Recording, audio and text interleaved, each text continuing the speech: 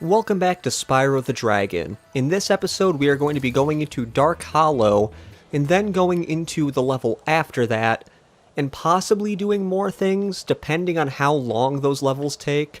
I don't expect these levels to take too long, but I'm going to try to make myself not rush through them either, because I've had a problem on old channels. Not that I want to bring up old channels too much on this new channel, but I've had a problem in the past where a lot of Let's Plays I've done, I try to rush through the game as fast as I can, and I really don't want to do that now.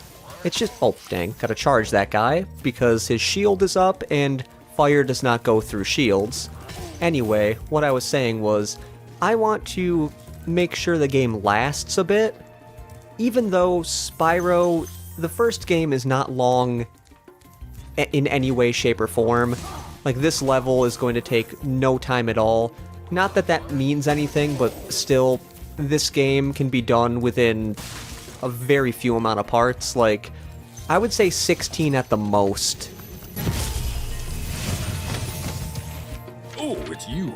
I wasn't sure if you'd escape those annoying little creatures.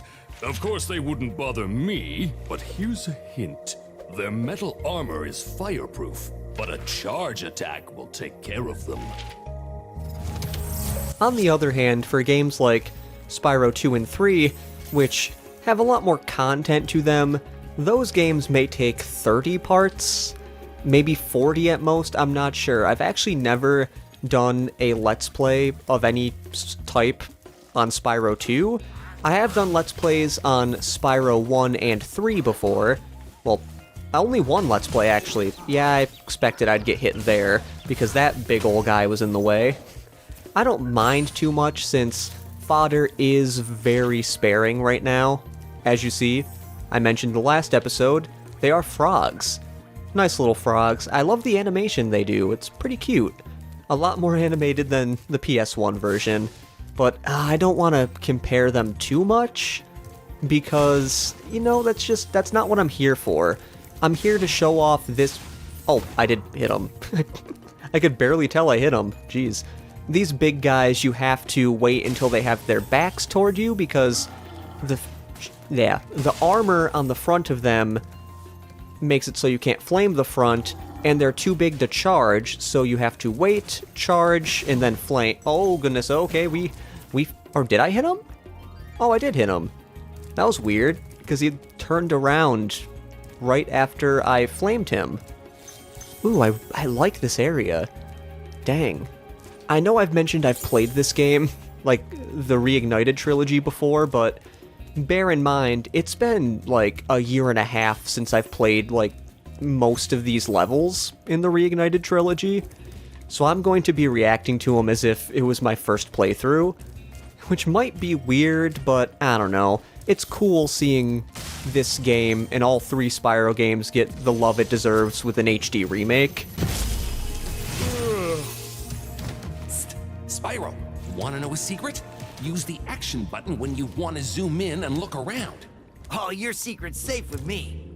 It's kind of funny though, because I remember when I first, like years ago, when I first like started playing through the Spyro games again, like after my childhood, I remember that, actually, I'm gonna go back down here quickly because I may have missed a gem, because these gems are pretty sneaky. Okay, I don't think I did, so I think I'm just being over paranoid. But what I was saying was, I remember when I was younger, I was like, oh, it would be so cool if they like remade this game for the PS3, because at the time the PS4 or Xbox One weren't even out, so goes to show you how long it's been since I thought this.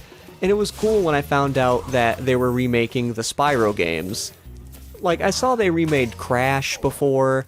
Like, obviously I've played through those games, except for the first Crash game, because I utterly despise Crash 1. It is really hard, and I have no desire to play that on the Reignited or the normal game. Not Reignited, Insane Trilogy. This is the Reignited Trilogy. Anyway, I remember seeing that and hearing rumors like, oh, they're going to be reigniting and redoing the Spyro games. And I was like, oh my god, that'd be amazing. I'd always wanted that. And it was true, because we have this, and as much as there are flaws in the Reignited trilogy, it is so nice to see this game in its glory, and to be able to play it on a current-gen console. It's really cool. Big enemies like this Nork with the club cannot be charged, but a quick flame, that should defeat them. Oh look, telling us about big enemies. We already know about that, and I think I'm missing a gem. Oh yeah, I think I'm missing a 2 gem. Oh, I know what I'm missing. Oh, actually, did I miss a thing down here? No, I didn't. I got the key, and I never went back to put the key in the safe. So that's fun. And as you see, Dark Hollow is a really short level. Like, you can run through the length of Dark Hollow in no time at all, and I believe after that, I think we have all the gems in this level. I believe a green gem fell down somewhere here. If it did not, then maybe I missed a gem. Oh crap, maybe I did miss a gem. Or was it just on top? Wait, nope, that is a frog. That is not a gem. I was just about to say, oh cool, we beat this level in like 6 minutes. But of course, I had to miss one singular gem. And it's going to be hard to find it because, as I mentioned before, the green gems really blend in with the grass. Huh, where is that gem? Oh, god, the frogs really keep freaking, like, they make it so I think it's there, but I'm gonna cut out till I find it. Oh, remember when I said I thought I saw a chest down there? Well, I guess my intuition was right, and I should have just jumped down there and grabbed the chest. Luckily that didn't take too long, and yeah, look, Dark Hollow's already done. I'm pretty sure that level went faster than even Stone Hill. I mean, yeah, it makes sense, because that level only has 100 gems in it, and Stone Hill has 200. But yeah, like I said, some of these levels are really short. Although, we'll find out that not all of these levels are as short. When we get to the later games, some levels will take quite a bit longer to finish, and we won't be accomplishing as much percent-wise in the game. Oh, don't go over there. We have to go to the next level because I have OCD and I must do levels in a certain order. I always do these levels in a certain order. I remember one time I did a Spyro the Dragon Let's Play, and I decided to do one of the levels out of order, and my OCD kicked in, and I had to restart the recording because I had to make it so I actually did the levels in the order that I wanted to. Luckily, the first Spyro the Dragon game for the PS1 does not have autosave, so all you have to do is just turn off the console and then you're good. If it was 2 and 3, which have autosave like after every single gem you collect, then it would have been harder. Although there were times where my commentary was not the greatest in an episode, or I thought it wasn't good, and I got frustrated and decided to restart an episode, because that's happened many times. I remember, like, I had to show footage of what gems I got in the little bit of time that I did record. Welcome to Town Square, Spyro. Begin exploring by gliding to that area with the bulls. Use the right stick to get a good look. So, I use the dragon cutscenes to get a good amount of water in my system because I have a problem where my vocal cords, well, not really vocal cords, but my voice kills me after a while of talking in an episode, which is why I'm trying to go for this more calm approach than I'm used to. I used to like talking people's ears off and just constantly talk, which, I mean, I'm kind of doing right now, but I thought talking in a more calm and collective way would make it so my voice isn't as bad, and I could actually record more than one episode at a time. Which, for the most part, it's working well, and I almost died because I'm used to a mechanic in Spyro 2 and 3. Thanks, Spyro. I had the worst itch on the tip of my wing. Did you know that you get your longest glides by pressing the jump button at the very top of your jump? I never realized that he had a cake that said thanks Spyro. I mean, he couldn't have had that much time to make the cake from when we rescued him. And how did he make the cake? Because he was, frozen there by Nasty Nork. So, he made a thanks Spyro cake. Oh, okay, Bold. Jesus. Didn't know you were there. But he made a thanks Spyro cake in that little amount of time? That's kinda weird. Also, try to rush and get this guy as fast as you can. I'm probably not going to get him right now, because as you see, he kinda just went back down. And I know I'm doing this in, the completely wrong way, but I ended up flying over here anyway, so I might as well just get all the gems and stuff over here. This area is actually a bit secretive. You're not supposed to know you're supposed to, get up here, because the jump to get to the Egg Thief is a little hard to do, since it is a blind glide. Thank you for releasing me, Spyro. You can always check your progress by accessing the guidebook through the pause menu. That's another thing I love about this game. That dragon used to only say, "Thank you for releasing me," and would go away. A lot of dragons that are really hard to get to tend to do that, but in this game they added a little bit more text to some of them.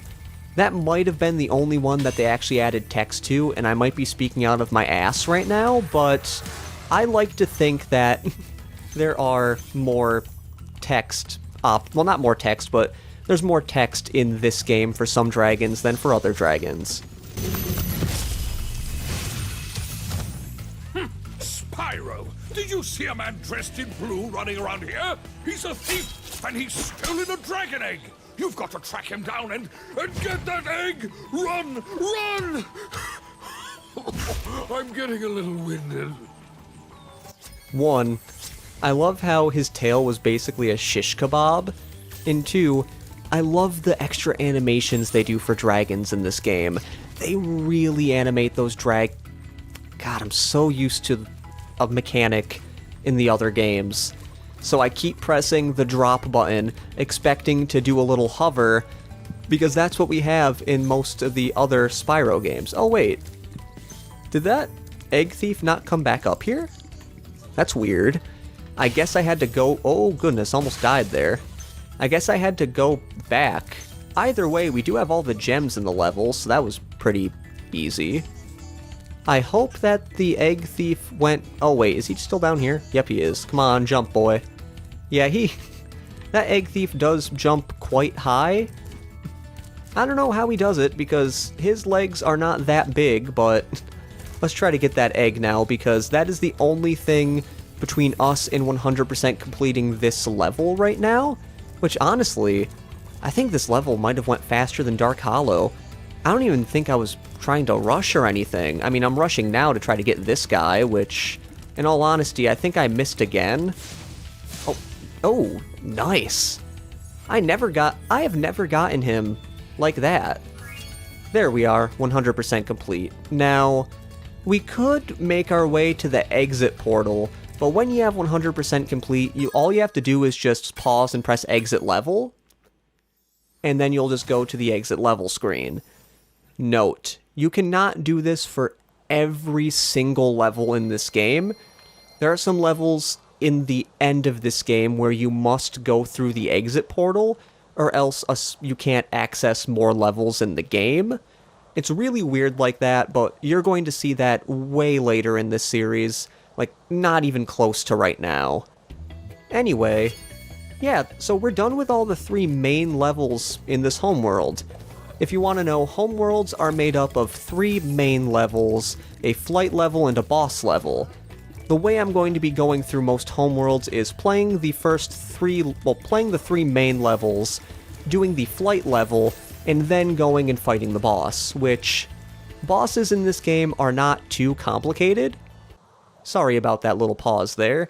I wanted to make sure everything was recording, because nothing is worse than recording an entire episode of a series and then finding out that your audio's not recording. That's always fun. Anyway, here are the flight levels. I hate these flight levels with a burning passion in this game. I don't know what it is, but something about the flight controls in this game just don't... They mess with me. I don't know what it is, but they just do. So you might see me fail these a bit. I know it's gonna suck, but it's whatever. I will get used to it. If anything, the thing I hate most about these flight levels are doing things really close to the water, which I don't believe there are any really close to the water things in this flight level. I believe some of them they do have things that you have to really get close to. I'm surprised I got both of those. Because each of these trains have 4 things, which I guess it has a chain reaction that blows up. Now, oh goodness, okay, let's... Oh, this is gonna suck. I'm gonna have to do this in a weird way, because I did not go through these in any good way. I might try to get some of these quickly, just to add a little bit more time, because, well, I may end up having to rush to get a few things done. Honestly, I might do this a little out of order. We're just gonna hit these planes, if I can hit them. Okay, well, we may lose this one.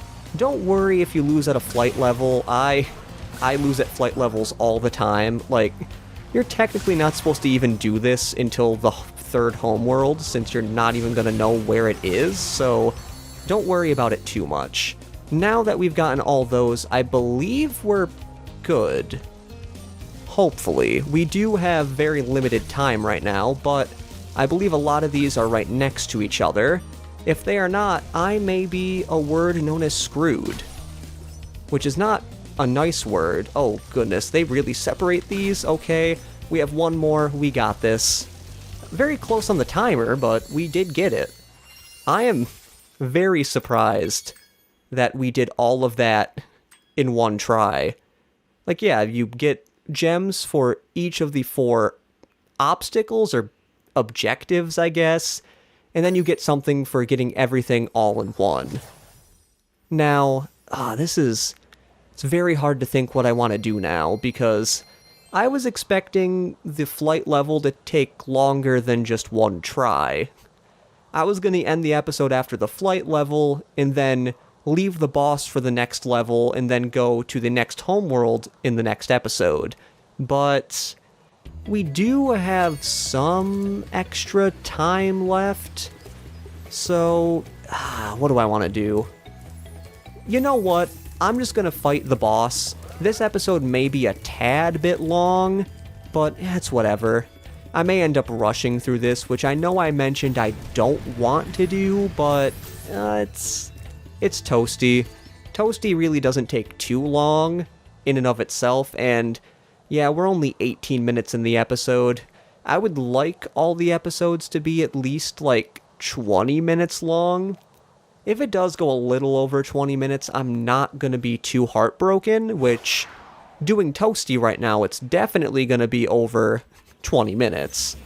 But, I don't know, I forgot how long the last episode was. I think it was 20-ish minutes. Oh, dang it. I forgot that these little sheepdogs take 2 hits to kill. Yeah, you gotta be careful. You can either hit them once and get out of the way and hit them again, but what I like to do is I like to hit... Okay, we might have to get out of the way. Maybe... Or unless I can... Yes, okay. I know I spammed some buttons there, which... Not the best idea for this level, but it kinda worked. We're just gonna take it careful. We're gonna be careful is what I mean. Let me try to get this dog here. Flame him, get out of the way, and then flame him again, which, dang, he got really close to me. I was surprised about that. Now, this level may be the first level where there's not too much fodder, so you have to be careful about getting hit. You may die on this level, and if you do, I'm not gonna blame you. Like, it could happen. Don't worry about it. Like, people die all the time. As much as I'd like to not die too much in this game, it's what word am I trying to think of?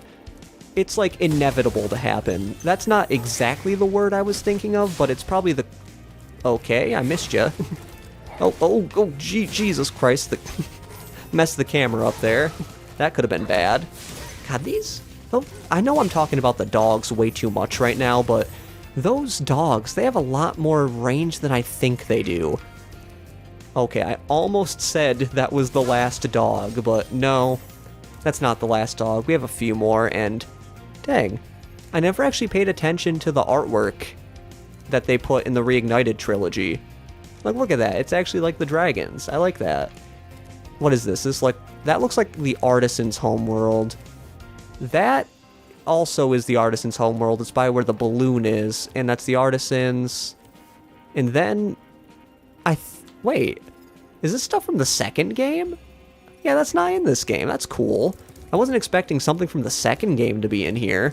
That's a weird touch. Maybe they're trying to do some, like, world building? I don't know. But this dog right here, that one will most likely kill you. You will not expect it to be right there, so don't worry if you do actually get hit by it. It could happen.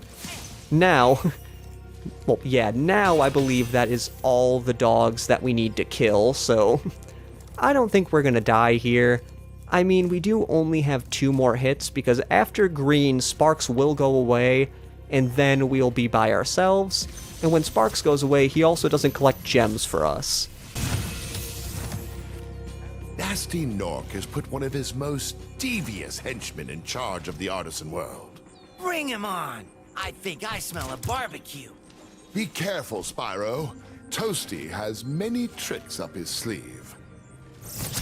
Yeah, so... Toasty, look at him.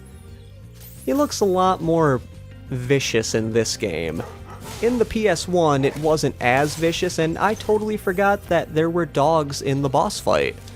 Now, all you have to do is you have to flame him once, and he starts going to a new area, where they keep adding the dogs one by one. Each area, they increment the dogs by 1, so as you see, we have 2 here, and then the next area will be 3. I'm gonna say right now, well, 1, Toasty's literally just a sheep on stilts. I love that, but the way to do this boss, just get rid of the dogs first. That is the best way to take care of it. Oh, goodness, I almost got 2 with 1 flame, but I missed it for a second. I swore I hit him with a flame earlier, but I guess not. And, as you see, he's done. And we get a little achievement for beating Toasty, and a cutscene for that little gate opening? I don't know why they do that, but they do. Anyway, we are 100% done with Toasty as a level. Most boss levels only have 1 dragon in them, except for one of the last boss levels. It actually has 2. It's weird, but that boss level, I would say, is one of the only boss levels that actually I would consider a full-blown level, rather than just like a what am I trying to say? Just a linear path. Even though other boss levels, now thinking of it, do have other paths in it, and they're not as linear as Toasty. Anyway, that is it for this episode of Spyro the Dragon. In the next episode, we are going to be making our way to the balloon and going to the next homeworld already. I'm going to tell you right now, I was not expecting to tackle the rest of the Artisans' homeworld in just this episode. I know the episode's a little bit longer than I wanted it to be, but I don't know.